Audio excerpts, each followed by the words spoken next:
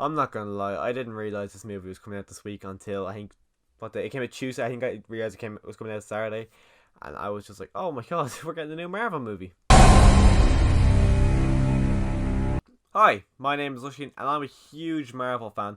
I love all the movies, I love most of the TV shows, and I'd like to read more, but I do read some of the comics, but just not as much as I would actually like. Now, before you start worrying that there might be spoilers in this video, because there's a lot of things to spoil in this movie, don't worry, there's going to be no spoilers in this review at all. So, let's get started talking about the movie. I went into this movie extremely excited and with a great story, great characters, and for what seems like a joke every 3 minutes, which you would think would get extremely annoying, doesn't really. I think it really works as the screenplay and the characters just help these jokes go along. So for me, didn't get annoying. We also get the returning character of course, Peter Parker, who at this stage he just understands how to play this character. Tom Holland, to me at this stage, I think is my favourite Spider-Man. I think it'd be hard to surpass. He's just, when I see him, I see Spider-Man at this stage, where when I see Tobey Maguire, I see him, Andrew Garfield. I don't even see Spider-Man anymore. I just see the guy from Hacksaw Ridge.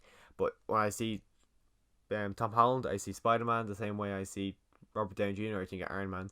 So I think he's just made himself Spider-Man so much for me, and I assume it's going to be the same for everyone else, because he embodies Spider-Man. Even Happy Hogan, who I think this is his 7th Marvel movie, I'm pretty sure, but in my opinion this is the best he's ever been, where he's extremely funny. He's way more likable in this movie than he ever was in the last Spider-Man movie. But he's got this back and forth going the whole movie with Aunt May, which never gets old. And he's got this really, really heartwarming moment with Peter Parker. And you'll only really catch it if you actually have watched all these movies. If you've only kind of seen Spider-Man movies, you won't get the moment. But if you've seen all the Iron Man movies and everything, you'll actually understand why it's so heartwarming.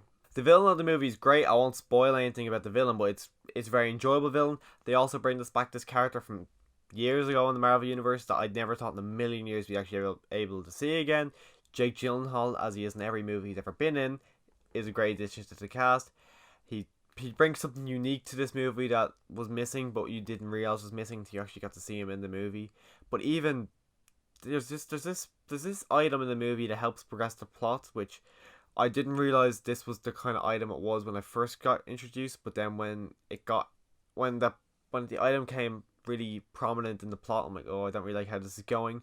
But I did enjoy the plot, the item itself, because it was quite unique, but it was also genuine into this universe, so it fits very well with the universe. But with all that said, I actually really, really love this movie. Now, if you are planning on seeing it, try to stay off the internet, because it's a lot of things in this movie that can get spoiled for you. That's why I'm finding it actually hard to make a spoiler-free review for this movie. So I'm planning on actually possibly doing a spoiler review, because it's very hard to talk about this movie without spoiling it. Same way it was with Endgame, it was very hard to talk about that movie without spoiling it. This isn't. It's very close on the same kind of spoiler level. But even this movie's got 2 post-credit scenes, so you make sure to stay at the end. But the second one's good, but the first one I think is amazing. I think it's probably one of the best ones they've ever actually done, and that one has a huge spoiler in it. So make sure to see it, and make sure not to actually spoil it for anyone. Just let someone else enjoy the movie. If you're a Marvel fan just like me, of course you're going to enjoy it, because even the Marvel movies that aren't as good as like Thor the Dark World or even Iron Man 2, which aren't as good as the other ones, but they're still actually watchable compared to other kind of superhero movies. So of course you're going to enjoy this movie. Just please try not to get anything spoiled for you. And if you did enjoy this video, don't forget to click subscribe. Let me know if you actually seen the movie. Let me know what you thought about it down below. And as always, thanks for watching.